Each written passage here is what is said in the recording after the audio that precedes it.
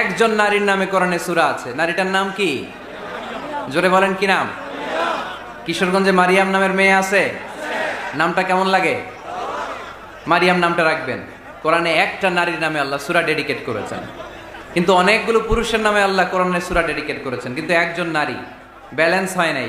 এজন্য ব্যালেন্স করার জন্য আল্লাহ তাআলা সব নারীদেরকে একসাথে করে সূরাতুন নিসা নাজিল করেছেন, যাতে সব নারীরা খুশি হয়। নারীদেরকে কিন্তু খুশি রাখতে হয়, ঠিক কিনা? ঘরে যে আমাদের স্ত্রীরা থাকে, এদেরকে যদি খুশি রাখতে না পারেন, ভেজাল আছে না নাই?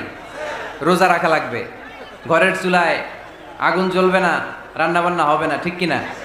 এজন্য বিশ্বনবী সব সময় বলতেন, ফাস্তাউসু বিন-নিসাই খায়রা, নারীদের সাথে ভালো আচরণ করো, কোমল আচরণ করো। নারীরা হচ্ছে কাচের গ্লাসের মতো। কাচের গ্লাস আস্তে করে ধরতে হয়, আস্তে করে রাখতে হয়, আস্তে করে মুছতে হয়। এটা নিয়ে জোর জবরদস্তি করলে এটা ভেঙে যায়, ঠিক কিনা? এজন্য নারীদের সাথে কোমল আচরণ করবেন, ভালোবাসার কথা বলবেন, আপনার স্ত্রীর কাছে আপনার ভালোবাসা প্রকাশ করবেন প্রাণ উজাড় করে। পারবেন? সবাই পারবেন তো? ওই যে ইয়াং ছেলেপেলেরা বিয়েই করে নাই, কয় জি পারবো, মানে আগে থেকেই রেডি। মাশাআল্লাহ, আল্লাহ তুমি কবুল করো। এই গার্লফ্রেন্ড, বয়ফ্রেন্ড, এই পরকিয়া, এই বিবাহ বহির্ভূত কোনো সম্পর্কের সাথে আমরা নাই, ঠিক কিনা? আমরা বিয়ের মাধ্যমে পবিত্র বন্ধন নিয়ে জান্নাতে যেতে চাই, কারণ বিয়ের বন্ধনটা এটা জান্নাতি বন্ধন। আল্লাহ তাআলা সাইয়েদনা আদম আলাইহিস সালামকে বললেন, তুমি ইয়া আদম উসকুন আনতা ওয়া যাওজুকাল জান্নাহ, তুমি আর তোমার বউ মিলে জান্নাতে থাকো। তার মানে তাদের বিয়ে হয়েছিল জান্নাতে, আর বিয়ের সম্পর্কটা জান্নাতি সম্পর্ক। আলহামদুলিল্লাহ পড়েন। বিয়ের পরিস্থিতি, প্রিপারেশন এগুলোরে সহজ করে দিবেন, বিয়েকে কঠিন করবেন না। আল্লাহর দোহাই লাগে, যে সমাজে বিয়ে করা কঠিন ওই সমাজে জিনা করা সহজ, আর যেই সমাজে বিয়ে করা সহজ ওই সমাজে জিনা করা কঠিন, ঠিক কিনা? আপনি বাংলাদেশের উদাহরণে আসেন। বাংলাদেশে বিয়ে করা সহজ না কঠিন? কঠিন। 8 লক্ষ টাকা মোহরানা দেওয়া লাগবে, এত টাকা পামু কই? কথা বলেন। কিন্তু পরকিয়া করা সহজ, অবৈধ সম্পর্ক বিল্ড আপ করা, গার্লফ্রেন্ড বয়ফ্রেন্ড সম্পর্ক রাখা, বান্ধবীরে বাদাম খাওয়ালে আপনার সাথে চলে আসবে, ঠিক কিনা? তার মানে অল্প পয়সায় এই হারাম সম্পর্কগুলোকে অর্জন করা যায়। আর বিয়ে করতে চাইলে বাবা বলে আগে নিজের পায়ে দাঁড়া। তো এতদিন কার পায়ে দাঁড়াইছে? কথা কি বুঝতে পারতেছেন? এজন্য কিশোরগঞ্জের ছেলের বাপ, মেয়ের বাপ যারা আসছেন, বিয়েটারে সহজ করে দেন, সহজ করে দেন। এই উঠতি বয়সের যুবক যুবতী, কিশোর কিশোরী, তাদের যৌবনের তাড়নায় যে পাপগুলো করে তার একটা পার্সেন্টেজ গুনাহ আপনার বাবা হিসেবে আপনার আমল নামাতেও আছে না নাই? এজন্য খবরদার, বিয়েটারে সহজ করে দিবেন, পরিবার গঠন করবেন। বিয়ের চাইতে ভালো কাজ পৃথিবীতে হতে পারে না। বিয়ে করলে রিজিক খুলে যায়, কপাল খুলে যায়। ওয়াদাটা কার? চিল্লায় বলেন কার? কাজী নজরুল ইসলাম অল্প বয়সে বিয়ে করেছেন। আমাদের স্বাধীনতার স্থপতি, এদেশের মহান নেতা বঙ্গবন্ধু শেখ মুজিবুর রহমান অল্প বয়সে বিয়ে করেছেন। মহাত্মা গান্ধী অল্প বয়সে, সব বড় বড় নেতারা অল্প বয়সে বিয়ে করেছেন। কিন্তু তারা যে সফল হয়েছে, কোনো সমস্যা হয়েছে? কথা কয় না। আমাদের স্বাধীনতার স্থপতি বঙ্গবন্ধু শেখ মুজিবুর রহমান, উনি সফল না ব্যর্থ? চিল্লায় বলেন সফল। তো উনি যে কম বয়সে বিয়ে করে সফল হয়েছে, এই বিয়ে ওনার কোনো বাধা দিছে? কথা বলেন। ঝামেলাটা হইলো ওনারা কম বয়সে বিয়ে করে সফল হয়েছেন, আর আমরা সফল হয়ে তারপরে বিয়ের পিড়িতে বসতে চাই, ঠিক কিনা? সফলতার কোনো শর্টকাট নাই। বিয়ে করেন, সফল বানিয়ে দিবে কে? এজন্য বিয়ে করতে রাজি আছেন তো সবাই? সবাই রাজি? যারা একটা করছেন তারাও হাত তুলছেন। আজকে খবর আছে বাড়িতে গেলে। আল্লাহ তুমি কবুল করো। কিশোরগঞ্জের যে যুবক ভাইরা আজকের মাহফিলে এসে মাহফিলটাকে সার্থক করলো, তাদেরকে তুমি সাইয়েদনা ওমরে ফারুকের মতো ইমানি তেজ দাও। ইসলামকে বিজয়ী শক্তি হিসেবে দেখার জন্য যত স্যাক্রিফাইস, নাজরানা পেশ করা দরকার সব পেশ করার তৌফিক দাও। তো কোরআনে মানুষের নামে সূরা আছে, প্রাণীর নামে আছে। যেমন প্রাণীর নামে আপনারা বলছিলেন সূরা বাকারা। বাকারা মানে কি? গাভী। মৌমাছির নামে আছে সূরাতুন নাহাল। তারপর মাকড়সার নামে আছে সূরাতু আনকাবুত। পিঁপড়ার নামে আছে সূরাতু আন-নামল। জিন জাতির নামে আছে সূরাতু মুনাফিকদের নামে আছে সূরাতুল মুমিনদের নামে আছে সূরাতুল, সুবহানাল্লাহ পড়বেন না? তার এই ধারাবাহিকতায় এই সূরাটির নাম সূরাতু আলে ইমরান। ইমরানের পরিবারের নামে সূরা। আলহামদুলিল্লাহ পড়েন। তো আমি যে আয়াত তেলাওয়াত করেছি, এই আয়াতে আল্লাহ তাআলা আমাদেরকে পথ দেখিয়েছেন। আমাদেরকে পথ দেখায় কে? আমি যদি কোনো দিন পথ ভুলে যাই, হাত ছানি দিয়ে কাছে নিও, মমতার বন্ধনে আমায় বেঁধে সব ভুল ক্ষমা করে দিও। আমি যদি কোনো দিন পথ ভুলে যাই, হাত ছানি দিয়ে কাছে নিও, মমতার বন্ধনে আমায় বেঁধে সব ভুল ক্ষমা করে দিও। পড়েন আমিন। আমরা সিরাতুল মুস্তাকিমের পথে চলতে চাই কি চাই না? এজন্য আমরা প্রতিদিন বলি ইহদিনাস সিরাতাল মুস্তাকিম। সবাই পড়েন ইহদিনাস সিরাতাল মুস্তাকিম। ও আল্লাহ, show us the right path, show us the correct path. তো আল্লাহ তাআলা এই সূরার 133 নম্বর আয়াতে আমাদেরকে পথ দেখিয়েছেন। পথ দুইটা, জোরে বলতে হবে কয়টা? একটা গিয়েছে ডান দিকে আর একটা গিয়েছে, আওয়াজ করে বলেন, একটা গিয়েছে আরেকটা। নাও দ্য ডিসিশন ইজ ইয়ার্স। সিদ্ধান্ত আপনার। আপনি কোন পথের পথিক? আপনি কি ডানে যাবেন না বায়ে যাবেন? বুঝে শুনে সিদ্ধান্ত নিতে হবে। কোন দিকে যাব? ডানে আছে ক্ষমা আর জান্নাত, ডানে কি আছে? আর বায়ে আছে আল্লাহর রাগ, ক্রোধ আর জাহান্নাম। সো সিদ্ধান্ত আপনাকে নিতে হবে, আপনি কোন দিকে যাবেন। মনে থাকবে কোন দিকে। এজন্য রাব্বুল আলামিন বলেন ওয়াসারিউ ইলা মাগফিরাতিম মির রাব্বিকুম ওয়া জান্নাতিন আরদুহাস সামাওয়াতু ওয়াল আরদু উইদ্দাত লিল মুত্তাকিন। সুবহানাল্লাহ পড়েন। ওয়াসারিউ ইলা মাগফিরাতিম মির রাব্বিকুম। ছোট, ধাবিত হও, প্রতিযোগিতা করো রব্বে কারীমের দরবারে, ক্ষমা প্রাপ্তদের খাতায় নাম তুলো, ক্ষমার জন্য প্রতিযোগিতা করো আর জান্নাত লাভের প্রতিযোগিতা করো। আদেশটা কার? আমরাও ছুটি, আমরাও প্রতিযোগিতা করি, দুনিয়া কামানোর প্রতিযোগিতা, ঠিক কিনা? কেমন করে পৃথিবীতে ভালো থাকা যায়, কেমন করে অন্যের মেরে নিজের জায়গা জমি বাড়ানো যায়, কেমন করে দুর্বলের উপর অত্যাচার করে সমাজে সবল হওয়া যায়, কেমন করে প্রতিযোগিতার লড়াইয়ে ক্ষমতার দাপট দেখানো যায়, এগুলোর প্রতিযোগিতা। কেমন করে পেঁয়াজের দাম বাড়িয়ে দিয়ে খেটে খাওয়া মেহনতি মানুষের কষ্ট বাড়ানো যায়, কেমন করে দেশের সাধারণ জনগণের মধ্যে গুজব ছড়িয়ে দেয়া যায়, এগুলোর প্রতিযোগিতা, যাতে মানুষের কষ্ট হয়, যাতে আল্লাহ লানত তার উপর আসে। কিন্তু মুমিনরা কখনো এ ধরনের প্রতিযোগিতায় নামতে পারে না। মুমিনরা যাবে ডানে না বায়ে? সবাই বলেন। ডানে আছে ক্ষমা আর জান্নাত। ডানে আছে কি? আর উত্তর দিতে হবে আমার প্রশ্নের। ডানে আছে কি? আর দুইটা জিনিস আছে। এক নম্বরে ক্ষমা, দুই নম্বরে, আওয়াজ করে বলেন, এক নম্বরে, দুই নম্বরে। এই দুইটা আমরা চাই কি চাই না? আল্লাহ বললেন সারিউ ইলা মাগফিরাতিম মির রাব্বিকুম, রবের পক্ষ থেকে ক্ষমার দিকে ছোট, ওয়া জান্নাতিন, আর এমন জান্নাতের দিকে ছোট, আরদুহাস সামাওয়াতু ওয়াল আরদ, যে জান্নাত আকাশ জমিন বিস্তৃত। জান্নাতের মধ্যে তো খুব ধাক্কাধাক্কি হবে আজকের মাহফিলের মতো না? এত জান্নাতীরা, এত মানুষ যে জান্নাতে যাবে, তারা কি আরামসে বসতে পারবে? কি বলেন? বুঝে শোনা বললেন। এরকম ধাক্কাধাক্কি হবে না আজকের মতো? ফেরেশতারা লাঠি নিয়ে নামবে, বাঁশি নিয়ে, কিশোরগঞ্জের মতো ধাক্কাধাক্কি হবে? আলহামদুলিল্লাহ পড়েন। কোনো ধাক্কাধাক্কি নাই, কোনো ঠেলাঠেলি নাই, কোনো কিলাকিলি নাই, আছে খালি আরাম, আছে খালি। আর জাহান্নামে আছে বেরাম। জাহান্নামে কি? বেরাম। আরদুহাস সামাওয়াতু ওয়াল আরদ, আল্লাহর প্রকাশ ভঙ্গিটা দেখেন, এক্সপ্লেনেশন সিস্টেম। আল্লাহ বললেন আকাশ জমিন বিস্তৃত জান্নাতের জন্য তোমরা প্রতিযোগিতা করো। বিশাল জান্নাত, ঠেলাঠেলি নাই। আল্লাহ রাসূল সাল্লাল্লাহু আলাইহি ওয়াসাল্লাম বললেন ইন্না মিসরাঈন মিন মাসারি'আল জান্নাহ মা বাইনা মাক্কা ওয়া হাজার। সৌদি আরবের মক্কা শহর থেকে বাহরাইন দেশের হাজার শহর যত দূর, জান্নাতের এক একটা দরজার অর্ধেক তত দূর। তার মানে এক দরজা দিয়ে কয়েক হাজার কোটি জান্নাতি এক ধাক্কায় ঢুকবে। সুবহানাল্লাহ আসতে বললেন। দরজা দিয়ে যদি কয়েক হাজার লোক এক ধাক্কায় ঢুকতে পারে, দরজার সাইজে যদি এত বড় হয়, তাহলে জান্নাতের সাইজ কত? ওই জান্নাতে কোনো ধাক্কা ধাক্কি আছে? এজন্য আল্লাহ বললেন ওয়াসারিউ ইলা মাগফিরাতিম মির রাব্বিকুম ওয়া জান্নাতিন আরদুহাস সামাওয়াতু ওয়াল আরদ উইদ্দাত লিল মুত্তাকিন।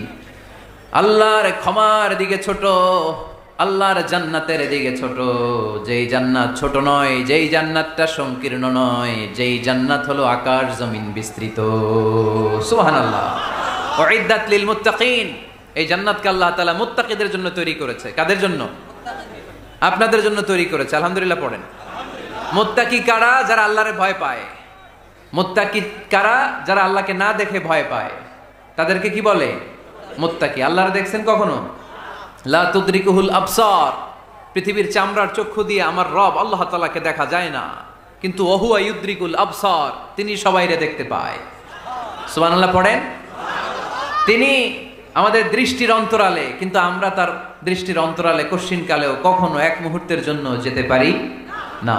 মুত্তাকিনদের জন্য তিনি এই জান্নাতকে তৈরি করেছেন। এখন এই মুত্তাকিন কারা? সেই মুত্তাকিনদের পরিচয় আল্লাহ তাআলা এই সূরার ভেতরে দিয়েছেন। আজকে এই চমৎকার রজনীতে কিশোরগঞ্জের এই তাফসীরুল কোরআনের প্রোগ্রামে মুত্তাকিন কারা এ ব্যাপারে সামান্য কিছু ধারণা নিয়ে আমরা বাড়িতে ফিরবো ইনশাআল্লাহ। বলেন আজকের এই তাফসীরুল কোরআনের প্রোগ্রাম তখনই সফল হবে যখন এত ধাক্কাধাক্কির পরে বসার যখন সুযোগ পাইছি, মুত্তাকি কারে কয় এইটা আজকে হিসাব করে নিয়ে যাবো। পারা যাবে? পারা যাবে? পারা যাবে? আমরা মুত্তাকি হতে চাই। কি হতে চাই? নাকি মাসুদ রানা হতে চাই? এরকম একটা আছে নাকি যেন? হ্যাঁ, পত্রপত্রিকায় দেখলাম ছেলেপেলারা লাইন ধরছে, কে হবে মাসুদ রানা। কিশোরগঞ্জ থেকে কেউ যায় নাই না? কিশোরগঞ্জের ছেলেপেলারা খুব আল্লাহ আল্লাহ, মাশাআল্লাহ। তো আমরা মুত্তাকি হতে চাই। চিল্লায় বলেন তো কি হতে চাই? উইদ্দাত লিল মুত্তাকিন, মুত্তাকিনদের জন্য আল্লাহ তাআলা এই জান্নাতকে প্রস্তুত রেখেছেন। আল্লাহ তাআলা এই আয়াতে মুত্তাকিনদের 5টি গুণের কথা বলেছেন। কয়টি? সবাই বলেন আওয়াজ করে, কয়টি? এই 5টি গুণ আজকে আমরা জেনে যাব মানার উদ্দেশ্যে। কিসের উদ্দেশ্যে? ওয়াজ তো এখন ইউটিউবেও দেখা যায়, ঠিক কিনা? ইউটিউবে ওয়াজ দেখা সহজ না? আমার এই ইউটিউবে দেখছেন কে কে? দেখি সবাই দেখছেন? ঠিক আছে, হাত নামান। আলহামদুলিল্লাহ পড়েন। তো ইউটিউবেই তো ওয়াজ দেখা যায়। সরাসরি তাফসীরুল কোরআনের প্রোগ্রামে একটা আলাদা স্পিরিট নিয়ে আসতে হবে, যে মনোযোগ দিয়ে আমি শুনবো, আমি ধারণ করব, কথাগুলো রিসিভ করব, কান দুটো খরগোশের কানের মতো খাড়া করে শুনবো, যাতে বাড়িতে কিছু নিয়ে যেতে পারি। বাল্লিগু আন্নি ওয়ালাউ আয়া, একটি আয়াত, একটি বাক্য হলেও আল্লাহ রাসূল বলেছেন আমার থেকে মানুষের কাছে পৌঁছে দাও।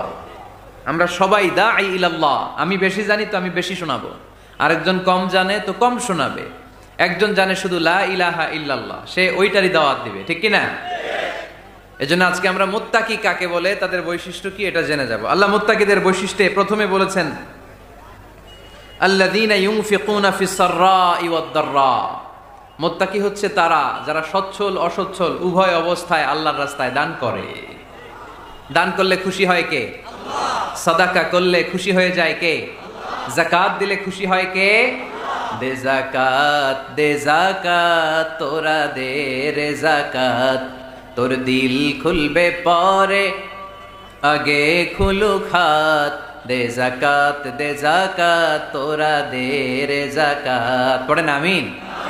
আপনার দিল পরে খুলবে, আগে খুলতে হবে কি?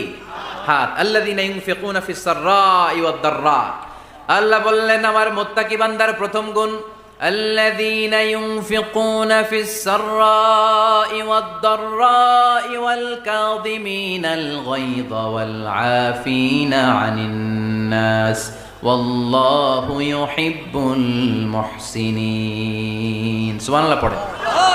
আল্লাযীনা ইউনফিকুনা ফিস সাররাই ওয়াদ দাররা, আমার মুত্তাকি বান্দারা সচ্ছল অসচ্ছল উভয় অবস্থায় দান করে। যখন তাদের কাছে বেশি টাকা থাকে তখন তারা বেশি দান করে, যখন কম থাকে কম দান করে, কিন্তু দান করে, ঠিক কি না? দান করার ধারাবাহিকতা কখনো থামায় না। এখন আপনি সচ্ছল, অনেক টাকা তো বেশি দেন, এক সময় অর্থের টানাপোড়েন যাচ্ছে, সমস্যা যাচ্ছে, তো ওই সময় কম দেন। বছরে আপনি অবস্থা ভালো থাকলে 10,000 টাকা সাদাকা করেন, যখন অবস্থা খারাপ 10 টাকাও কি সাদাকা করা যাবে না? তার মানে ইউনফিকুনা ফিস সাররাই ওয়াদ দাররা, সুখে দুঃখে সব সময় যে দেয় তার নাম মুত্তাকি। সুখে দুঃখে সব সময় যে দেয় তার নাম মুত্তাকি। মদিনার সমাজে, মদিনার সাহাবীদের মধ্যে সবচাইতে গরীব সাহাবী ছিলেন সাইয়েদনা বেলাল রাদিয়াল্লাহু তাআলা আনহু। নিজের লজ্জাস্থান ঢাকার কাপড়টা ছাড়া তার কাছে দ্বিতীয় কোনো কাপড় ছিল না। সকালে যদি খাবার পেত দুপুরে খাবার ছিল না, দুপুরে পেলে রাতের জন্য ছিল না, আজকে খাবার থাকলে কালকে নাই। মদিনার সবচাইতে গরিব সাহাবী বেলাল রাদিয়াল্লাহু তাআলা আনহু, লজ্জাস্থান ঢাকার জন্য শুধু একটা জামা ছিল, গায়ে দেওয়ার মতো কোনো জামা নাই। এই সাহাবীর মতো গরিব কোনো সাহাবী মদিনার জমিনে নাই। এই বেলাল রাদিয়াল্লাহু তাআলা আনহুকে বিশ্বনবী ডেকে বললেন, ইয়া বেলাল আনফিক ইয়া বেলাল লা তাখশা মিন যিল আরশি ইকলালা। ও বেলাল, আল্লাহর রাস্তায় দান করো, কারণ আমার আল্লাহর ধনভাণ্ডারের কমতি নাই। সাইয়েদনা বেলাল রাদিয়াল্লাহু তাআলা আনহু সবচেয়ে গরিব।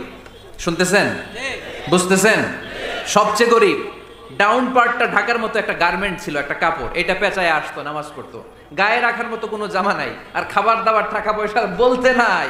ওই সাহাবীরে বিষ্ণু ইসলাম বললেন, আনফিক বেলাল, বেলাল তুমিও দান করো, তুমিও দাও, দানের হাতকে প্রশস্ত করে দাও। আনফিক ইয়া ইবনা আদম উনফিক আলাইক, হে বনি আদম দাও, দিলে আমি তোমারে দেব। যারা দান করে বেশি তাদেরকে দেয় কে? আল্লাহ। দিলেই আসবে, না দিলে আসে না। আপনি দেন, দেখবেন আসতে শুরু করছে। এটাই সিস্টেম। দিলে কমে না, না দিলে কমে। সুবহানাল্লাহ পড়েন। উদাহরণ হিসেবে বোঝেন, আপনার হাতে 5 কেজি ওজনের একটা জিনিস দেয়া হলো, আপনি এটারে ধরে রাখছেন। এটারে ধরে রাখলে আর কিছু নিতে পারবেন? এটারে দিয়ে দিলেই না আরেকটা ধরতে পারবেন, ঠিক কিনা? 5 কেজির এটা হুজুরে দিয়ে দিলাম, এরপরে কেউ আমার 20 কেজি দিলে ওইটা ধরবো, ওইটা আবার আরেকজনকে দিব, এরপরে আরেকজন 30 কেজি দিলে ওইটারে ধরবো। কথা বলেন, কথা বলেন, কথা বলেন। এজন্য আল্লাহ বললেন, ইনফিকুনা ফিস সাররাই ওয়াদ দাররা। আমার মুত্তাকি বান্দার প্রথম গুণ, তারা সুখে দুঃখে সব সময় দান করে, দানের ধারাবাহিকতা সব সময় অব্যাহত রাখে। যারা সুখে দুঃখে সচ্ছল অসচ্ছল সব অবস্থায় দান করে, তাদের নাম হলো মুত্তাকি। মুত্তাকিদের প্রথম বৈশিষ্ট্য দান করে। আপনারা দান করেন তো? কিশোরগঞ্জের ভাইয়েরা সবাই করেন? করেন তো? Take it as a reminder. আজকের এই আলোচনাটা একটা রিমাইন্ডার হিসেবে নেন। যাদের দান করতে একটু সমস্যা, মনে থাকে না, অলসতা বা একটু কিপটামির মনোভাব আছে, এই কিপটামি কৃপণতা ভুলে যান। দেন, দেন না একটু, আপনারা দিবে কে? বিশ্বাস হয়? দিলে বাড়ে, দিলে না দিলে কমে, কারণ আপনি দিলে আপনারে দিবে কে? তবে গোপন অবস্থায় দেওয়াটা উত্তম। প্রকাশ্য দান করলে আল্লাহ কবুল করেন, ওইটাতেও সওয়াব আছে, কিন্তু গোপনে দান করলে বেশি খুশি হয় কে? গোপনে দান করলে আল্লাহর রাগ ক্রোধ কমে যায়। আপনার কোনো পাপের কারণে আল্লাহ যদি আপনার উপর রেগে থাকে, আপনি গোপনে কিছু দান করে দেন, ওই রাগটা মুহূর্তেই ঠান্ডা হয়ে যাবে। 7 শ্রেণীর ব্যক্তিকে আল্লাহ তাআলা আরশের নিচে ছায়া দিবে কিয়ামতের দিন, যেদিন আকাশের সূর্যটা মাথার কাছে চলে আসবে, জমিনটা তামার জমিন হয়ে যাবে, তৃষ্ণায় মানুষের জিহ্বা বের হয়ে কুকুরের মতো নাভির সামনে ঝুলতে থাকবে। সূর্যের প্রচন্ড কিরণ আর তাপে মাথার মগজগুলো গলে গলে নাকের ছিদ্র আর কানের ছিদ্র দিয়ে ভাতের মাড়ের মতো টপ টপ করে বেয়ে বেয়ে পড়বে। আল্লাহর আরশের ছায়া ছাড়া সেদিন আর কোনো ছায়া থাকবে না। বিষ্ণু বললেন, 7 শ্রেণীর ব্যক্তিকে আল্লাহ তাআলা সেদিন আরশের নিচে ছায়া দিবে। তার মধ্যে থেকে 1 শ্রেণীর ব্যক্তি, কিশোরগঞ্জের ভাইরা খেয়াল করে শুনেন, তার মধ্যে 1 শ্রেণীর ব্যক্তি হচ্ছে রজুলুন তাসাদ্দাকা বিসাদাকা ফাআখফাহা। 1 শ্রেণীর ব্যক্তি হচ্ছে ওই ব্যক্তি যে গোপনে আল্লাহর জন্য দান করে। আচ্ছা, লা তা'লামু শিমালুহু মা তুনফিকু ইয়ামিনু, এমন গোপনে এসে আল্লাহর রাস্তায় দান করে দেয়, তার ডান হাত কি দান করেছে বাম হাত টের পায় না। ডান হাত কি দিল, বাম হাত দেখে নাই। অন্য মানুষ জানা তো দূরের কথা, এই গোপন দান আমার আল্লাহর কাছে খুব প্রিয়। এজন্য একটু দান করার অভ্যেস করেন, অল্প করে করেন। আজকে যে এই 5 টাকা দান করে দেন মসজিদে, 2 টাকার নোট থাকলে দান করে দেন, 1 টাকার পয়সা থাকলে দান করে দেন। দান করতেই হবে, কারণ মুত্তাকি হতে চাইলে এই দানের ধারাবাহিকতা কন্টিনিউয়াসলি এটা রাখতে হয়, এটা থামানো যায় না। সময় ভালো বেশি দিলাম, সময় খারাপ কম দিলাম, কিন্তু দিতে হবে। রাজি আছেন?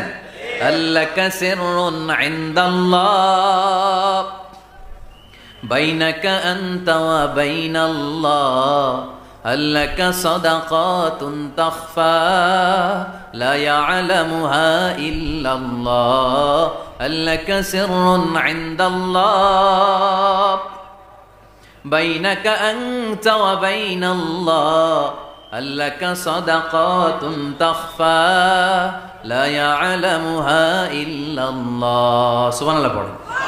আল্লাকা সিররুন ইনদাল্লাহ, তোমার আর তোমার আল্লাহর মাঝে কোনো গোপন আমল আছে নাকি যেটা আল্লাহ ছাড়া কেউ জানে না? জীবনে আমাদের প্রত্যেকেরই এমন কিছু গোপন আমল, ইবাদত আর দান সদকা করা দরকার যেটা দুনিয়ার কেউ জানে না। জানে আমার রব আর জানি আমি। এরকম দান থাকার দরকার আছে না নাই? তোমার জীবনে এমন কোন গোপন সাদাকা আছে নাকি যেটা আল্লাহ ছাড়া কেউ দেখেনি? এই গোপন সাদাকাটা আল্লাহ খুব পছন্দ করে। এখানে মাদ্রাসা, আজকে আমার ভাই অমুক ভাই দিবেন 2 লক্ষ টাকা, বলেন মারহাবা। এটা উনি আল্লাহর জন্য দিতে পারে, মারহাবার জন্য দিতে পারে, ঠিক কিনা? কিন্তু রাতের আধারে রাস্তার পাশ দিয়ে হেঁটে যাচ্ছেন, মসজিদের দান বাক্সটা লেখা, উপরে সাইনবোর্ডে লেখা মুক্ত হস্তে আল্লাহর ঘরের জন্য দান করুন। কেউ নাই, কাক পক্ষী নাই, রাত বাজে 2টা, হঠাৎ করে পকেট থেকে 1000 টাকার বা 100 টাকার কচকচে নোটটা আপনি দান করে দিলেন। ওই দানটা 1 কোটি টাকার দানের চেয়েও বড় দান। কারণ দুনিয়ার কেউ তখন দেখে নাই, দেখেছে কে? কেউ যেটা দেখে না সেটা দেখে কে? কেউ যেটা জানে না সেটা জানে কে? সবার চোখ ফাঁকি দেয়া গেলেও আমার আল্লাহর চোখ ফাঁকি দেয়া যায়? এজন্য দান করতে হবে একজনের খুশির জন্য। তিনি কে? এজন্য রাব্বুল আলামিন বলেন, মাসালুল্লাযীনা ينفقون أموالهم في سبيل الله كمثل حبة أنبتت 7 سنابل في كل سنبلة 100 حبة والله يضاعف لمن يشاء والله واسع عليم। সুবহানাল্লাহ পড়েন। আল্লাহ বলেন, এই যে তোমরা আমার রাস্তায় দান করো, এটার উপমা একটা চারা বীজের মতো। এই চারা বীজ জমিনে গেড়ে দিলে সেখান থেকে 60টা শীষ গজায়, প্রতিটা শীষ থেকে 100টা করে দানা হয়, প্রতিটা শীষে জন্ম নেয় শত শস্য দানা। সুবহানাল্লাহ। চারা বীজ ছিলেন না, মাটিতে ঢুকাই দিলেন, 60টা শীষ গজালো, প্রতিটা শীষে আবার 100টা করে দানা, মোট কটা হইলো? 700টা। এক চারা বীজ থেকে যেমনি 700 দানা গজায়, তেমনি 1 টাকা দান করলে এরকম 700 গুণ সওয়াব আপনার আমলনামায় ঢুকাই দিবে কে? যারা দুনিয়ার বুকে প্রকাশ্যে গোপনে দান করত, সচ্ছল আর অসচ্ছল অবস্থায় দান করত, কিয়ামতের দিন যখন তাদেরকে তাদের আমলনামা দেয়া হবে, আমলনামা দেখে বলবে, আল্লাহ এত সওয়াব দুনিয়ার বুকে আমি করি নাই, অন্য কারো আমলনামা তোমার ফেরেশতারা ভুল করে আমারে দিয়েছে। আল্লাহ এত আমলনামা তো আমি করি নাই, এত নেক কাজ কোথা থেকে আসলো? এটা আমার না, তোমার ফেরেশতারা ভুল করে আরেকজনটা গছাই দিয়েছে আমারে। আল্লাহ বলবে, না, আমার ফেরেশতারা ভুল করে না। সুবহানাল্লাহ পড়েন। ফেরেশতারা কখনো ভুল করতে পারে না, এটা তোমারই আমলনামা। আমার আমলনামা, আমি তো এত সওয়াব করি নাই। আল্লাহ বললেন, তুমি যে ওই আমার খুশির জন্য দান করেছো, ওই ছোট্ট দানটাকে আমি বড় করে তোমার আমলনামায় ঢুকাই দিচ্ছি। আরো আস্তে কোন সুবহানাল্লাহ। হাদিসে এসেছে, কামা ইউরাব্বি আহাদুকুম ফুলুয়া, তোমরা যেমনি ছাগল পালো বা সুর পালো, আল্লাহ তাআলা তোমাদের দানটাকে এরকম পেলে পুষে বড় করে। আপনারা কিশোরগঞ্জে গরু পালেন কারা দেখি? মাশাআল্লাহ, সবার বাড়িতে গরু। হ্যাঁ, বাড়ি বাড়ি। আপনার বাড়িতেও আছে। তো এই যে গাভী যখন বাচ্চা দেয়, বাছুর হয়, খুশি লাগে না আপনাদের? মালিক কি করে? এটারে খাওয়ায়, খাইয়ে দাইয়ে পেলে পুষে বড় করে না, কুরবানির হাটে বিক্রির জন্য। আল্লাহ বললে, তুমি যে ওই ছোট্ট দান করেছো, তোমার এই ছোট্ট দানটা আমিও এটারে খাইয়ে দাইয়ে পেলে পুষে বড় করে উহুদ পাহাড়ের সমান করে তোমার আমলনামায় ঢুকিয়ে দিয়েছি। এজন্য আল্লাহ বললেন, আল্লাযীনা ইউনফিকুনা ফিস সাররাই ওয়াদ দাররা, মুত্তাকিদের প্রথম গুণ সচ্ছল আর অসচ্ছল উভয় অবস্থায় আল্লাহর জন্য তারা দান করে। সুবহানাল্লাহ পড়েন। তাহলে মুত্তাকিদের প্রথম গুণ তারা কি করে? জোরে বলেন, সবাই বলেন, আবার বলেন। আপনাদের কষ্ট হচ্ছে? দোয়া করে ফেলি আমরা তো। গলার আওয়াজ এত অল্প কেন? আওয়াজ করে উত্তর দেওয়া যাবে? চিল্লায় পড়েন আল্লাহু আকবার। এভাবে উত্তর দিবেন, এভাবে আওয়াজ করে উত্তর দিলে আমি বুঝবো আমার কথা শুনতেছেন, বুঝতেছেন। তা না হলে আমি বুঝবো বুঝতেছেন না, আমি এত কষ্ট করে বলি এরা বুঝে না। তো মুত্তাকিদের প্রথম গুণ তারা কি করে? আরো জোরে বলেন, কি করে? মুত্তাকিদের 2 নাম্বার গুণ আল্লাহ বললেন, ওয়াল কাযিমিনাল গায়জ। মুত্তাকিরা শুধু সুখে দুঃখে সচ্ছল অসচ্ছল অবস্থায় তারা দান করে না। মুত্তাকি বান্দার 2 নাম্বার বৈশিষ্ট্য, তারা রাগকে হজম করে, ক্রোধকে নিয়ন্ত্রণ করে। সুবহানাল্লাহ। মুত্তাকিনরা অল্পতে চটে যায় না, হট টেম্পার্ড না। আমাদের অনেকে আছে হট টেম্পার্ড, কিছু বুঝলেও চেতে, না বুঝলেও চেতে। এরকম চেত আছে নাকি আপনাদের?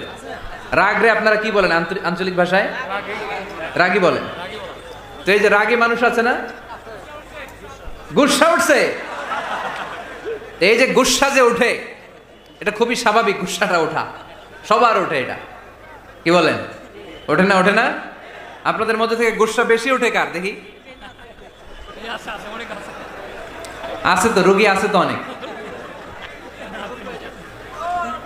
আল্লাহ আপনাদের গুসাগুলোরে ঠান্ডা করে দেখ, আর ভালো গুসাগুলো যেন আপনারা ইসলামের পক্ষে করতে পারেন। আল্লাহ তৌফিক দান করো। রাগ হবে ইসলামের জন্য। আল্লাহর জমিনে আল্লাহর বিধান লঙ্ঘন হলে আমরা রেগে যাব, চিল্লায় বলেন ঠিক কিনা? এছাড়া কেউ আমাদেরকে রাগাতে পারবে না। ওয়াল কাযিমিনাল গায়জ, মুত্তাকিন বান্দারা রাগকে হজম করে। রাগ হওয়াটা খুব স্বাভাবিক, এটা ন্যাচারাল, এটা কি প্রাকৃতিক। আমাদের দেহে এক ধরনের হরমোন আছে, এটার নাম হচ্ছে অ্যাড্রেনালিন বলে এটাকে, অ্যাড্রেনালিন হরমোন। তো এই হরমোনটা যখন নিঃসরিত হয় তখন আমরা রেগে উঠি, এর আগে আমরা রাগি না। This adrenaline hormone triggers up your bodies fight response. এটা নিঃসরিত হলেই বডি তখন ফাইট করতে মন চায়, মনে চায় খায়া ফেলাই, মাইরা ফেলাই, দইরা ফেলাই, অক করে হোতা এলাই। আপনারা বলেন না এগুলো? মাইরা অ্যালবাম, কাইটটা অ্যালবাম, অক করে হোতা অ্যালবাম বলেন আপনারা?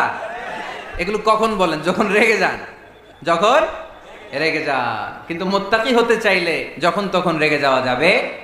ওয়াল কাযিমিনাল গায়জ, যুবক ভাইরা খেয়াল করে শোনো, মুত্তাকি হতে চাইলে 2 নম্বর যে বৈশিষ্ট্যটা আমাদেরকে ধারণ করতে হবে সেটা হচ্ছে ওয়াল কাযিমিনাল গায়জ, রাগকে নিয়ন্ত্রণ করতে জানতে হবে। রাগ এটা ভয়ঙ্কর। অনেকে রাগ করতে করতে যে স্ট্রোক করে ফেলে, আছে না? হার্ট অ্যাটাক করে ফেলে। অনেকে রাগের মাথায় মারাও যায়, আছে না নাই? এটা ভয়ঙ্কর। এর আছে অনেক শারীরিক মানসিক অনেক প্রভাব, অনেক ক্ষতিকর প্রভাব আছে এই রাগের। রাগটা অনেকটা ঝড়ের মতো। কিসের মতো?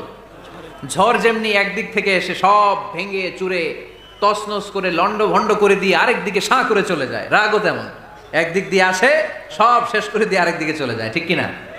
এর রাগের মাথায় পৃথিবীতে কত খুন খারাপি ঘটেছে, ঠিক কিনা? বাবা ছেলের মধ্যে রাগ আছে না নাই? বন্ধু বন্ধুর মধ্যে, বন্ধু কয় এটা আমারে দে, ওই বন্ধু বলে না দিব না, রেগে গেছে, কিলাকিলি ঘুষাঘুষি আছে না নাই? বাবা ছেলের মধ্যে জমি জমা নিয়ে হয় না অনেক সময়? বাবা কয় এই জমি তুই পাবি না, পোলায় কয় আমার এই দিবা তুমি।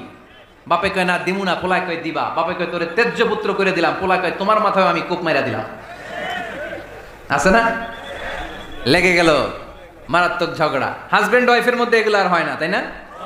রাগারাগি হ্যাঁ বেশি হয়। কিশোরগঞ্জে এগুলো আছে। আহা, খবরদার, এগুলোকে বাড়তে দেয়া যাবে না। শয়তান খালি গুতায়। শয়তান চায় কি করে ফ্যামিলিকে ব্রেক ডাউন করা যায়। শয়তান একটা আরশের উপর বসে, অন্য শয়তানরা এসে বলে আমি ওজনে কম দেওয়াইছি, কারে কিছুই করস নাই তুই। আরেকজন এসে বলে আমি সুদ খাওয়ানোর ব্যবস্থা করে দিয়ে আসছি, কারে এটা কিছুই না। আরেকজন এসে বলে মাদ্রাসায় যাচ্ছিল আমি সরাই দিছি, কারে এটা কিছুই না। আরেক শয়তান এসে বলে আমি স্বামী স্ত্রীর মধ্যে বিচ্ছেদ ঘটাই দিছি। ইবলিশ শয়তান তখন এটারে নিয়ে নাচতে শুরু করে দেয়। এজন্য স্বামী স্ত্রীর মধ্যে ঝগড়া আছে না নাই? হাজবেন্ড বলে একটা, ওয়াইফ বলে আরেকটা, আছে না নাই? হাজবেন্ড বলে তুমি যাইবা না, এই বিয়ার দাওয়াতে যাইবা না, ও আমারে অপমান করছিল। বউ কয় আমি জামু, আমার বান্ধবীর বিয়া, তোমার কি? আছে না নাই? হাজবেন্ড কয় না যাবি না, বউ কয় জামু, গেলে তোর খবর আছে। বউ কয় কি করবা? কয় তালাক দিয়ে দিলাম। আছে না নাই? ছোট্ট ঝগড়া থেকে মাথা গরম করে রাগের মাথায় তালাক দিয়ে ফেলে। এজন্যই রাগ ভয়ঙ্কর। এর রাগের কারণে বন্ধু বন্ধুর সম্পর্ক নষ্ট হয়, হাজব্যান্ড ওয়াইফের মধ্যে ডিভোর্স হয়ে যায়, বাবা ছেলের মধ্যে সম্পর্ক ছিন্ন হয়ে যায়। এটা ঝড়ের মতো। এজন্য মুমিনরা চাইলেই চট করে রেগে যেতে পারে। এজন্য রাগ নিয়ন্ত্রণের দরকার আছে না নাই?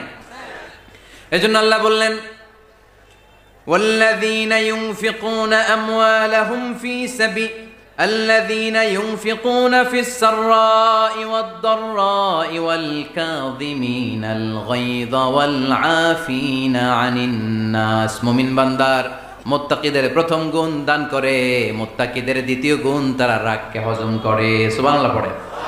রাগকে কি করতে হবে? জোরে বলেন কি করতে হবে? আল্লাহ রাসূল বললেন লাইসা শাদীদু বিসসুরা, কুস্তি খেলে যে অন্যকে মাটিতে শুইয়ে দিতে পারে সে আসল শক্তিশালী না। ইন্নামাশ শাদীদুল্লাযী ইয়ামলিকু নাফসাহু ইনদাল গাদাব, রাগের মাথায় যখন নিজেকে যে নিয়ন্ত্রণ করতে পারে আল্লাহর কাছে ওই ব্যক্তিটাই শক্তিশালী। কুস্তি খেলে আরেকজনের শোয়াই দিলেন, এ শক্তিশালী না। বরং শক্তিশালী তো সে যে রাগের সময় নিজের উপর নিয়ন্ত্রণ রাখে। He can control himself in the time of anger. যখন সে রেগে যায় তখন সে নিজেকে নিয়ন্ত্রণ করতে পারে, সেই শক্তিশালী। কুস্তি খেলে আপনি হোতায় দিলেন আরেকজন, আপনি শক্তিশালী না। এজন্য রাগকে নিয়ন্ত্রণ করতে রাজি আছেন তো? এক সাহাবী এসে বললেন ইয়া রাসূলুল্লাহ আউসিনি ইয়া রাসূলুল্লাহ, ও নবী আমারে নসিহত করেন, আমারে কিছু উপদেশ দেন। বিশ্বনবী বললেন লা তাগদাব, তুমি রেগে যেও না। সাহাবী বললেন আরেকটা উপদেশ দেন। বিশ্বনবী বললেন লা তাগদাব, রেগে যেও না। সাহাবী বললেন ও নবী আরেকটা উপদেশ দেন। বিশ্বনবী তৃতীয়বারের জন্য বললেন ও সাহাবী তুমি রেগে যেও না, লা তাগদাব, রেগে যেও না। কারণ রেগে গেলেন তো হেরে গেলেন, রেগে গেলেন হেরে গেলেন।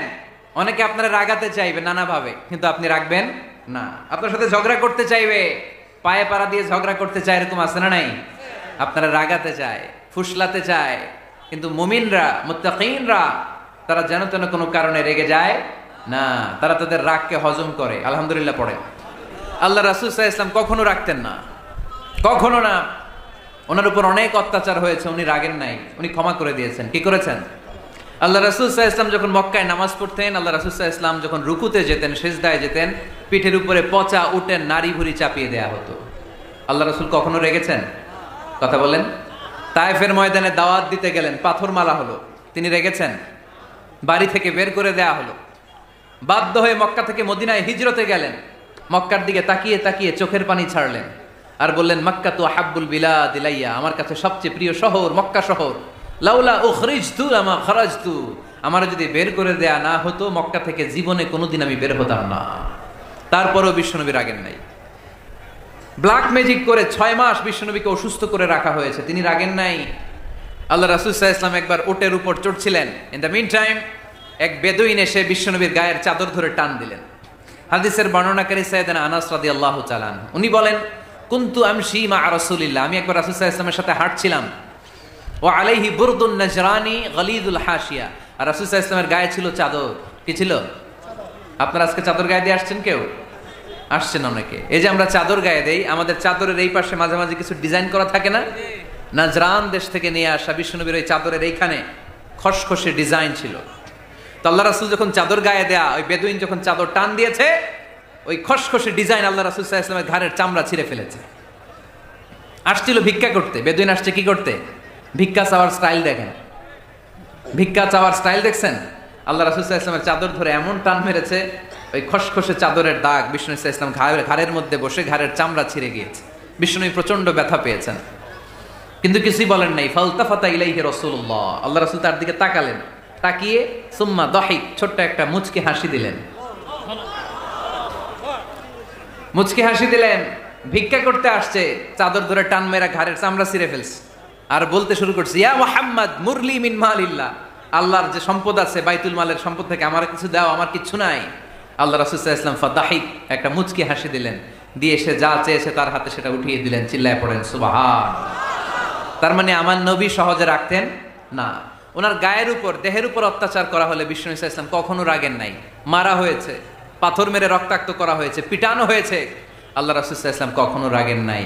তবে আল্লাহর জমিনে আল্লাহর বিধান লঙ্ঘিত হওয়া মাত্রই বিষ্ণু সাল্লাল্লাহু আলাইহি ওয়াসাল্লাম রেগে যেতেন। পড়েন আল্লাহু আকবার। আল্লাহর বিধান লঙ্ঘিত হতে দিতেন না। যেই লোকটা নামাজ পড়া অবস্থায় উটের পচা নাড়ি ভুঁড়ি চাপিয়ে দিলে রাগেন না, যাকে পাথর মারা হলে রাগেন না, চাদর ধরে টেনে গায়ের চামড়া ছিঁড়ে ফেললে রাগেন না, ওই ব্যক্তিটা আল্লাহর জমিনে আল্লাহর আইনের বিরুদ্ধে কথা বললে রেগে যেতেন। কারণ এটা আল্লাহর আইন, আল্লাহর আইনে সবাই সমান। এখানে উঁচু নিচু, there is no difference between black and white, between upper and lower, between the richer section of the society and poorer section of the society, between the prime minister, between the member of the parliament and the factory worker, rickshaw puller. Everyone is totally equal, 100% equal in the eyes of Quran and Islam. চিল্লায় বলেন ঠিক কি না? আল্লাহর চোখে সবাই সমান। ওইখানে প্রধানমন্ত্রী নাই, ওইখানে প্রেসিডেন্ট নাই, ওইখানে এমপি নাই, ওইখানে রিকশাওয়ালা আর প্রধানমন্ত্রী আর প্রেসিডেন্ট এক কাতারে দাঁড়িয়ে আল্লাহর সেজদা দেয়। চিল্লায় বলেন ঠিক কি না? নিজেকে আক্রমণ করা হলে রাখতেন না, কিন্তু আল্লাহর জমিনে আল্লাহর বিধান লঙ্ঘিত হলে আল্লাহ রাসূল রেগে যেতেন। মদিনাতে এক মেয়ে চুরিতে ধরা পড়ল। চুরি করলে কি করতে হয়? আস-সারিকু ওয়াস-সারিকাতু ফাকতাউ আইদিয়াহুমা। বাংলাদেশে হাত কাটে, কি করে? জেলে দেয়। আর কি করে? হ্যাঁ, জরিমানা, জামাই আদর করে না। বিধান হচ্ছে হাত কেটে দাও। If anyone steal something precious, the government, the authority should cut down his right hand. আইনটা কার? বাংলাদেশে এরকম চোর আছে না নাই? দেশের টাকা পাচার করে, আছে না নাই? হাজার হাজার টাকা কুচি কুচি করে বগুড়ার এক পানির মধ্যে, খালের মধ্যে দেখলাম। আহা, জনগণ খেতে পায় না আর মানুষ টাকা কুচি করে জঙ্গলে ফেলে দিয়ে আসে। এগুলো কত বড় টাকা! একটা চোর, ওকে ধরে যদি হাত কেটে টেলিভিশনে প্রচার করে দেয়া হতো, 17 কোটি মানুষ যদি দেখতো, এদেশে আর চোর খুঁজে পাওয়া যেত না। বনু মখজুমিয়া গোত্রের এক নারী চুরিতে ধরা পড়ল। সাহাবীরা যে বলে, ইয়া রাসূলুল্লাহ, অনেক বংশীয় মেয়ে, আপনি হাত কেটে দিয়েন না, মাফ করে দেন। কি করেন? আল্লাহ রাসূল সাল্লাল্লাহু আলাইহি ওয়াসাল্লামের চেহারাটা আগুনের গোলার মতো লাল হয়ে গেল, রেগে গেলেন। আল্লাহ রাসূল বললেন, এত বড় সাহস পেলে কোত্থেকে? এটা আল্লাহর আইন, চিল্লায় বলো, কার আইন?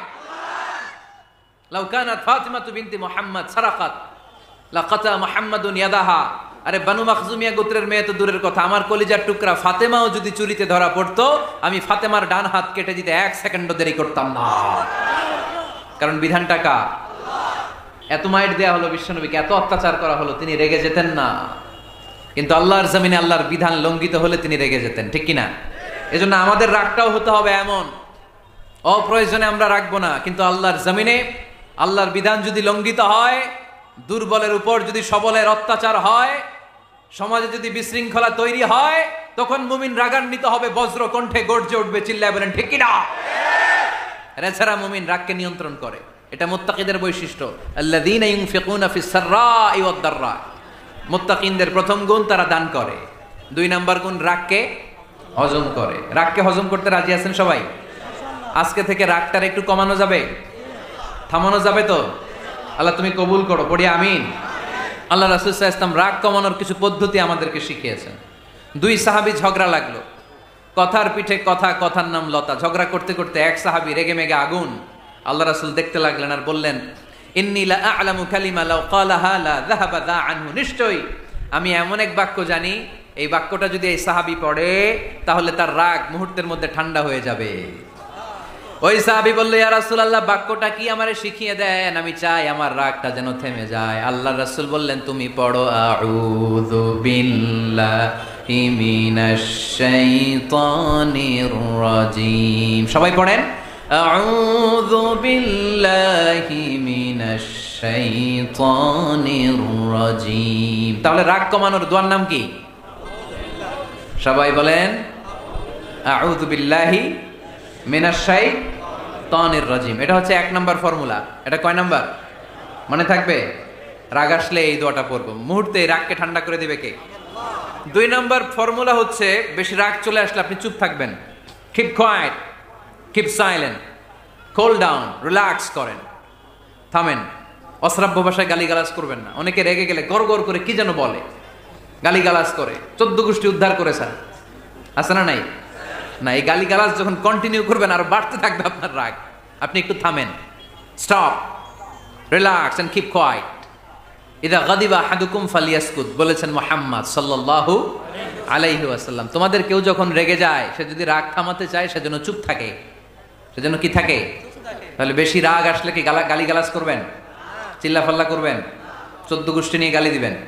কি করবেন? চুপ থাকবো। কি থাকবেন? মনে থাকবে? নাকি ওয়াজের ময়দানেই শেষ, বাড়িতে যাইয়া হোতায় নেবেন?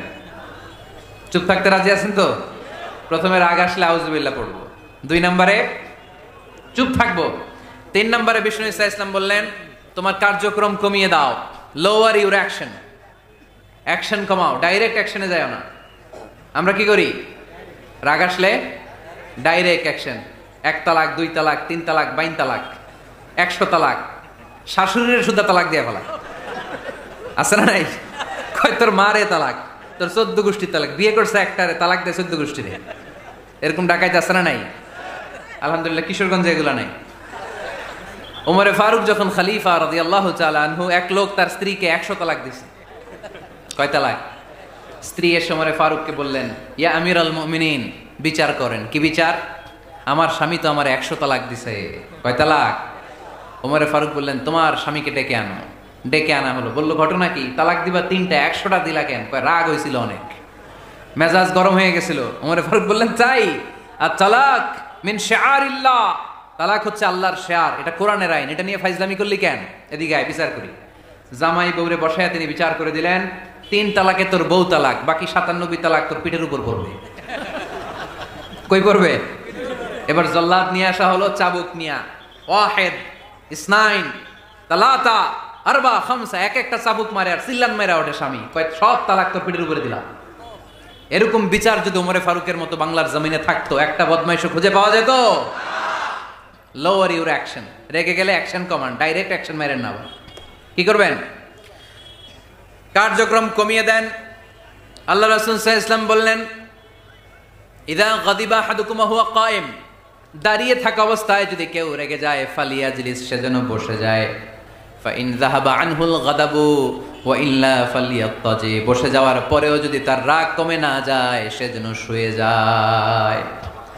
সুবহানাল্লাহ পড়েন। দাঁড়িয়ে থাকা অবস্থায় রাগ আসলে কি করবেন? বসা অবস্থায় রাগ আসলে, শোয়া অবস্থায় রাগ আসলে ঘুমায় যাবেন। অনেক ভালো মানুষ এলাকার লোকেরা।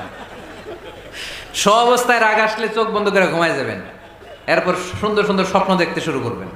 রাগ আর নাই। কত সুন্দর ফিলোসোফার ছিল বিষ্ণু ইসা ইসলাম। এই কথাগুলোর দাম কত জানেন? ওজন কত জানেন? কিভাবে আমাদেরকে তিনি সভ্য বানাতে চেষ্টা করেছেন, কিভাবে আমাদেরকে সুখী সমৃদ্ধ মানুষ বানাতে চেষ্টা করেছেন। দাঁড়িয়ে থাকলে যদি রেগে যাও, বসে পড়ো। বসে গেলেও যদি রেগে যাও, শুয়ে পড়ো। সুবহানাল্লাহ পড়েন। তার মানে রাগ কমানোর 1 নাম্বার ফর্মুলা আউযুবিল্লাহ পড়বেন, 2 নাম্বার ফর্মুলা চুপ থাকবেন, 3 নাম্বার ফর্মুলা অ্যাকশন কমিয়ে দিবেন, দাঁড়ালে বসবেন, বসে থাকলে শুয়ে যাবেন। 4 নাম্বারে বিশ্বনবী বললেন, তারপরেও যদি তোমার রাগ কমে না যায়, ঠান্ডা পানি দিয়ে ওযু করো, রাগ কমায় দিবে কে? ওযু করেন ঠান্ডা পানি দিয়ে, রাগ কমায় দিবে কে? আল্লাহ রাসূল সাল্লাল্লাহু আলাইহি ওয়াসাল্লাম বললেন, শাইতান ইন্নাল গাদাবা মিনাশ শাইতান, নিশ্চয়ই রাগ আসে শয়তান থেকে। রাগ এনে দেয় কে? একটু আওয়াজ করে বলেন না, এনে দেয় কে? রাগ এনে দেয় শয়তান। ও শয়তানু খুলিকা মিনান নার, শয়তান তৈরি আগুন দিয়ে। শয়তান তৈরি কি দিয়ে? ওয়ান নারু তুতফাউ বিল মা, আর আগুন নিভায় পানি দিয়ে। আগুন নিভায় কি দিয়ে? এজন্য তোমাদের কেউ যখন রেগে যায়, ইদা গাদিবা আহাদুকুম ফালিয়াতাওয়াদ্দা, সেজন্য ঠান্ডা পানি দিয়ে ওযু করে তার রাগটারে ঠান্ডা করে দিবে কে? সুবহানাল্লাহ পড়েন। মনে থাকবে সবার? 1 নাম্বার, রাগ আসলে 1 নাম্বারে কি করবেন? আউযুবিল্লাহ পড়বেন। 2 নাম্বার চুপ থাকবেন। 3 নাম্বার বসে যাবেন, শুয়ে যাবেন। 4 নাম্বার ওযু করবেন। রাজি আছেন? মাথায় ঠান্ডা পানি দিবেন, চেহারায় ঠান্ডা পানির ঝাপটা দিবেন, দেখবেন আপনার রাগকে ঠান্ডা করে দিছে কে?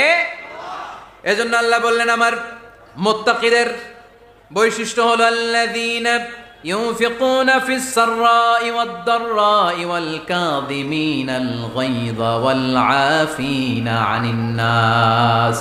মুত্তাকিন বান্দারা সুখে দুঃখে দান করে, রাগ ক্রোধ আসলে এটাকে তারা হজম করে। মুত্তাকিনদের 3 নাম্বার বৈশিষ্ট্য হলো, তাদের সাথে কেউ অন্যায় করলে তারা ক্ষমা করে। সুবহানাল্লাহ পড়েন। কি করবেন?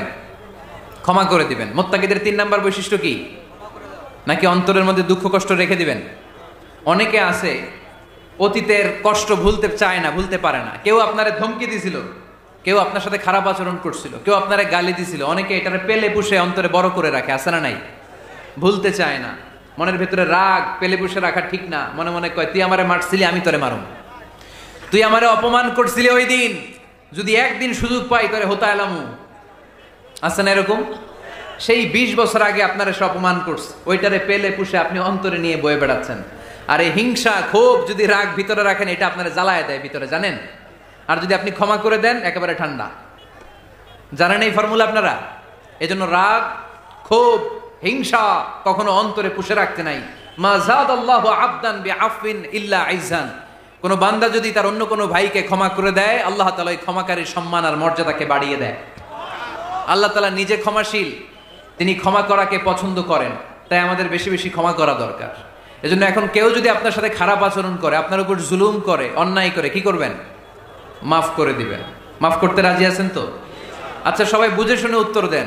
আল্লাহ পাক আমাদের সব গুনাহগুলো ক্ষমা করে দেখ, আমরা চাই কি চাই না? আল্লাহ আমাদেরকে মাফ করুক, আমরা চাই কি চাই না? দেখেন, আমরা কিন্তু ঠিকই আল্লাহর কাছে ক্ষমা চাই, কিন্তু আমরা নিজেরা নিজেদেরকে ক্ষমা করতে পারি না। নিজেরা নিজেদেরকে ক্ষমা করি না। সে আমার সাথে খারাপ আচরণ করছে, আমি ক্ষমা করতে পারি না। ও আমারে গালি দিছিল, আমি ক্ষমা করি না, কিন্তু আমি কিন্তু ঠিকই আল্লাহর কাছে ক্ষমা চাই। মনে রাখবেন কিশোরগঞ্জের ভাইয়েরা, আল্লাহর কাছ থেকে ক্ষমা পেতে হলে আগে ক্ষমা করতে হবে। ঠিক কিনা বলেন? আল্লাহর কাছ থেকে ক্ষমা পেতে হলে আগে কি করতে হবে? ক্ষমা করে দিতে হবে। ইন্নাল্লাহা আল্লাহুম্মা ইন্নাকা আফুন তুহিব্বুল আফওয়া ফাআফু আন্নি। হে আল্লাহ, আপনি ক্ষমাশীল, আপনি ক্ষমা করাকে পছন্দ করেন। আল্লাহ, আপনি আমাকে ক্ষমা করে দেন। কদরের রাত্রে আমরা এই দোয়া করি না যে আল্লাহ আপনি ক্ষমাশীল, আল্লাহ আপনি ক্ষমা করাকে পছন্দ করেন, আল্লাহ আপনি আমাকে ক্ষমা করে দেন। আল্লাহর কাছে আমরা ক্ষমা চাই, কিন্তু আমরা নিজেরা নিজেদেরকে ক্ষমা করতে পারি না। আপনি যদি মুত্তাকি হতে চান, আগে মানুষকে ক্ষমা করতে হবে। রাজি আছেন তো? আল্লাহ রাসূল সাল্লাল্লাহু আলাইহি ওয়াসাল্লাম যে কোনো পরিস্থিতিতে, যে কোনো অত্যাচারের বিপরীতে তিনি ক্ষমা করে দিতেন। সুবহানাল্লাহ পড়েন। আপনারা ওঠা বসা করতেছেন কেন? দোয়া করে দেই না? এখনই দোয়া হয়ে যাবে, বসেন। এখনই দোয়া করে দিচ্ছি। কষ্ট হচ্ছে আপনাদের, আমি জানি, অনেক গাদাগাদি, না বললে তো হবে না। এখানে অনেক কষ্ট হচ্ছে আপনাদের। মুত্তাকিদের 5টা বৈশিষ্ট্যের কথা বলেছিলাম। কয়টা? 1 নম্বরে দান করে, 2 নম্বরে রাগকে কমায়, 3 নম্বরে কি করে দেয়? ক্ষমা করে দেয়, মাফ করে দেয়। এজন্য মাফ করার বৈশিষ্ট্য অর্জন করতে হবে প্রিয় ভাইরা। আমরা অনেকেই অন্যের ব্যাপারে অনেক তিক্ত অভিজ্ঞতা, আমারে গালি দিছিল, আমারে ঠকাইছিল, এগুলো ভুলতে পারি না। আছে না নাই? এগুলো ভুলে যান। ভুললে দেখবেন সব ঠান্ডা, হৃদয়টা ঠান্ডা। এবং এটা গবেষণায় প্রমাণিত হয়েছে, যারা অন্যকে ক্ষমা করে দেয় এদের রাতের ঘুম ভালো হয়। যারা অন্যকে ক্ষমা করে দেয় এরা স্বস্তিতে থাকে, এদের কোনো মেন্টাল স্ট্রেস থাকে না, এদের হার্ট অ্যাটাক হয় না, এরা স্ট্রোক করে না। আলহামদুলিল্লাহ পড়েন। আল্লাহ রাসূল সাল্লাল্লাহু আলাইহি সাল্লাম একটা ভরা মজলিসে বললেন, এখন এক সাহাবী এসে এখানে বসবে, এই সাহাবীটা জান্নাতি। সব সাহাবারা অবাক, না জানি তিনি কার কথা বললেন। সবাই দেখতে পেলেন ইন দ্য মিন টাইম এক আনসারী সাহাবী এসে এই জায়গাটাতে বসলো। তার কয়েকদিন পরে আরেকটা ভরা মজলিসে আল্লাহ রাসূল বললেন, এখন এই মাত্র এক সাহাবী এসে এখানে বসবে, এই সাহাবীটা জান্নাতি। ঠিক ওই দিনও ওই আনসারী সাহাবীটা এসে ওইখানে বসেছে। আবার কয়েকদিন পরে আল্লাহ রাসূল সাল্লাল্লাহু আলাইহি ওয়াসাল্লাম বললেন, এই মুহূর্তে এই মজলিসে এমন এক সাহাবী ঢুকবে, এই সাহাবীটা জান্নাতি। সবাই খেয়াল করে দেখলো, ওই যে আনসারী সাহাবীর কথা রাসূল সাল্লাল্লাহু আলাইহি ওয়াসাল্লাম আগে বলেছিলেন, ওই সাহাবী এসে ইন দ্য মিন টাইম ওই জায়গায় বসেছে। চিল্লায় পড়েন সুবহানাল্লাহ। সব সাহাবীরা অবাক হয়ে গেলেন। ঘটনা কি? কি এমন গোপন আমল করে এই সাহাবী, যে গোপন আমলের কারণে তিনটা ভরা মজলিসে বিশ্বনবী এই সাহাবীকে বললেন জান্নাতি। সাইয়েদনা আব্দুল্লাহ ইবনে আমর ইবনুল আস গোপন তথ্য বের করার জন্য এই সাহাবীর বাড়িতে চলে যেয়ে সাহাবীকে সালাম দিয়ে বললেন, ও আনসারী সাহাবী, আমার বাবার সাথে আমার ঝগড়া হয়েছে, আমি 3 দিনের জন্য তোমার বাড়িতে মেহমান হতে চাই। কয়দিনের জন্য? 3 দিন। ওই আনসারী সাহাবী বলল, আহলান ওয়া সাহলান, খুশ আমদেদ, আপনি আমার মেহমান হবেন, এটা তোমার সৌভাগ্য। আসেন, থাকেন, এই ঘরে আমি থাকি, এই ঘরটা ফাঁকা, আপনি এখানে থাকেন। এবার আব্দুল্লাহ ইবনে আমর ইবনুল আস খেয়াল করলেন কোনো গোপন আমল করে কিনা, কোনো নেক আমল আছে কিনা এই সাহাবীর, যে কারণে 3বার বিশ্বনবী এই সাহাবীরে জান্নাতি বলেছে। 3 দিন টানা 3 দিন লক্ষ্য করার পরে সাইয়েদনা আব্দুল্লাহ ইবনে আমর ইবনুল আস এই সাহাবীর মধ্যে তেমন বিশেষ কোনো নেক আমল, গোপন আমল আর দেখতে পায় নাই। 3 দিন যখন শেষ, যাওয়ার পথে বলে, ভাই আসলে আমার আব্বার সাথে আমার তেমন কোনো ঝগড়া টগড়া হয় নাই। ঝগড়া টগড়া কিছু না, আমি বিশেষ একটা কারণে এসেছি। 3বার বিশ্বনবী তোমাকে জান্নাতি বলে ঘোষণা করেছে, আমি দেখার জন্য এসেছি যে তুমি কি আমল করো। কিন্তু আমি তো বিশেষ কোনো আমল দেখলাম না। নামাজের সময় নামাজ পড়ো, তাহাজ্জুদের সময় তাহাজ্জুদ পড়ো, কোরআন তেলাওয়াতের সময় কোরআন তেলাওয়াত করো, আমি যা ইবাদত করি তাই তো করো, বরং আমার চেয়ে আরো কম করো। কি এমন তোমার আমল যে আমলের কারণে বিশ্বনবী তোমার জান্নাতি বলেছে? সাহাবীটাকে বলে, আব্দুল্লাহ, আমার জীবনে বিশেষ কোনো আমল নাই, এমন কোন আমল আমি আমার জীবনে করি নাই যে আমলের কারণে বিশ্বনবী আমারে জান্নাতি বলে ঘোষণা দিতে পারে। তবে হ্যাঁ, এমন একটি আমল আছে, প্রতি রাতে ওই আমলটা করে আমি বিছানায় ঘুমাতে যাই। প্রতি রাতে এশার নামাজের পরে আমি যখন আমার বিছানায় ঘুমাতে যাই, আমি আমার অন্তরে কারো ব্যাপারে কোনো ঘৃণা, কোনো ক্ষোভ আমার অন্তরে পুষে রাখি না। সুবহানাল্লাহ পড়ে। কোনো ক্ষোভ, কোনো ঘৃণা, কোনো হিংসা, কারো ব্যাপারে অহংকার, জেলাসি, এগুলো অন্তরে নিয়ে আমি ঘুমাই না। আমি যখন ঘুমাতে যাই, আমি সবাইরে ক্ষমা করে দিয়ে, মাফ করে দিয়ে ঘুমাতে চলে যাই। হয়তো এই আমলটা আল্লাহ তাআলার কাছে অত্যন্ত প্রিয় হতে পারে, এই কারণেই হয়তো বিশ্বনবী আমাকে জান্নাতি বলে ঘোষণা করেছে। চিল্লায় পড়তে হবে আল্লাহু আকবার। এজন্য রাতের বেলায় যখন বিছানায় যান, সব ভুলে যান। কে গালি দিছিল ভুলে যান, কে ঠকাইছিল ভুলে যান, কে অপমান করেছিল ভুলে যান, কার সাথে মারামারি হয়েছিল ভুলে যান। বিছানায় যাওয়ার আগে সবাইরে মাফ করে দিয়ে একটা প্রশান্ত আত্মা নিয়ে ঘুমাতে যান, ওই সাহাবীর মতো আপনারও জান্নাতি বানাবে কে? এজন্য আল্লাহ বললেন, আল্লাযীনা ইউনফিকুনা ফিস সাররাই ওয়াদ দাররাই ওয়াল কাযিমিনাল গায়যা ওয়াল আফিনা আনিন নাস ওয়াল্লাহু ইউহিব্বুল মুহসিনিন। আমার মুত্তাকি বান্দারা সব সময় দান করে, আমার মুত্তাকি বান্দারা রাগকে নিয়ন্ত্রণ করে, আমার মুত্তাকি বান্দারা অন্যের ব্যাপারে অন্তরে হিংসা বিদ্বেষ পুষে রাখে না, আমার মুত্তাকি বান্দারা সবাইকে ক্ষমা করে দেয়। সুবহানাল্লাহ পড়ে। কয়টা গেল? আর বাকি কয়টা? চিল্লায় বলতে হবে কয়টা? 2 মিনিট সময় হবে আপনাদের শোনার, সবার সময় হবে। 4 নম্বর আল্লাহ বললেন, ওয়াল্লাযীনা ইযা ফাআলু ফাহিশাতান আও যালামু আনফুসাহুম যাকারুল্লাহা ফাস্তাগফিরু লিযুনুবিহিম। যদি তোমরা মুত্তাকি হতে চাও, মুত্তাকি বান্দার 4 নম্বরে গুণ, তারা যদি কোনো অশ্লীল কাজ করে, পাপ করে, সাথে সাথে ক্ষমা চায় কার কাছে? যত পাপ আমরা করি না কেন, ক্ষমার দরজা আমাদের জন্য খোলা রেখেছে কে? সব সময় খেয়াল রাখবেন, কিশোরগঞ্জের যুবক ভাইয়েরা, পাপ হয়ে যেতে পারে, এটা ভেরি সিম্পল। তুমি মিথ্যা বলে ফেলেছো, খাদ্যে ভেজাল দিয়েছো, ওজনে কম দিয়েছো, পরকিয়া করেছো, অবৈধ দৈহিক সম্পর্ক করেছো, ব্লু ফিল্ম দেখেছো, নিজের উপর নফসের উপর জুলুম করেছো, তারপরেও তোমার জন্য ক্ষমার দরজা খোলা রেখেছে কে? মনে রাখতে হবে, আমাদের পাপ যত বড় হোক, তার রহমতের দরিয়া তার চাইতেও বড়, ঠিক কিনা? আমাদের গুনাহ আর অন্যায় যদি হয় খালের পানির সমান, বিলের পানির সমান, আল্লাহর দয়া সাগরের পানির সমান। আমাদের অন্যায় আর পাপ যদি হয় পাহাড়ের সমান, আমার রবের দয়া আকাশের সমান, ঠিক কিনা? বিষ্ণু বলেছেন, কুল্লুকুম খাত্তাউন ওয়া খায়রুল খাত্তাইন আত-তাওয়াবুন। তোমরা সবাই পাপী, আমরা সবাই কি? আওয়াজ করে বলেন না, আমরা সবাই কি? আমরা যে পাপী, এটা বলতে আপনাদের লজ্জা লাগে? আমরা সবাই কি? শুধু কি পাপী? পাপীর ঘরের পাপী, 14 গোষ্ঠী পাপী। আমি পাপী, আমার বাবা পাপী, আমার মা পাপী, আমার দাদা পাপী, আমরা সবাই পাপী। আল্লাহ রাসূল বললেন, কুল্লুকুম খাত্তাউন, তোমরা সবাই পাপী, ওয়া খায়রুল খাত্তাইন আত-তাওয়াবুন। আর এই পাপীদের মধ্যে সবচেয়ে ভালো পাপী ওই পাপী যেই পাপী পাপ করার পরই তওবা করে, ইস্তেগফার পড়ে, ঠিক কিনা?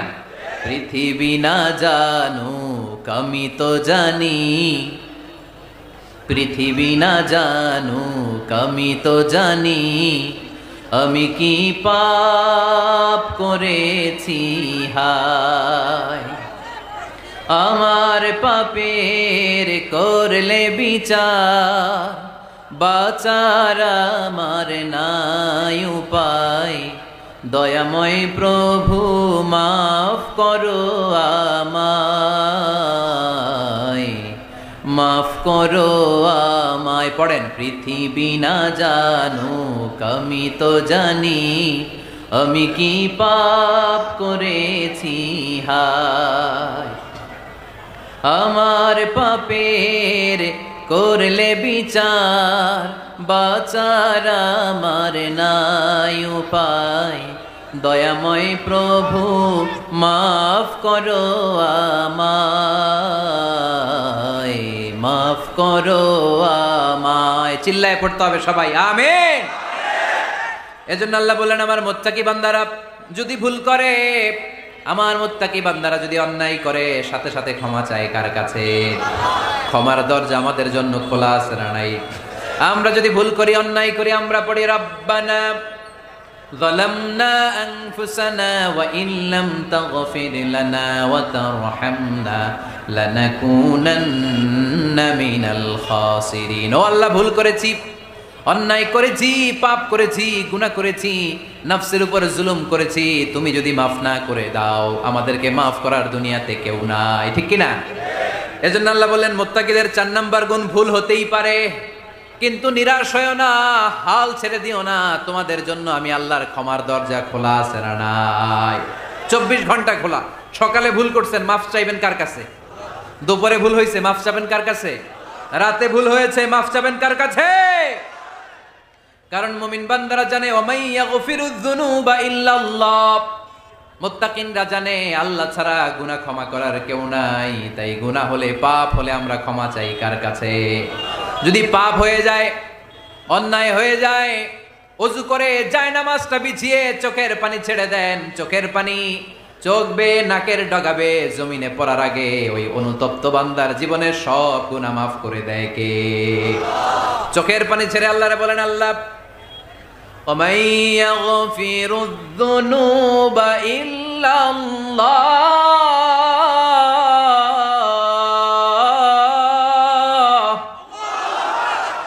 وَمَن يَغْفِرُ الذُّنُوبَ إِلَّا اللَّهُ আল্লাহ ছাড়া গুনাহ ক্ষমা করার আর কোন দ্বিতীয় মাবুদ আমাদের আর আছে নাকি?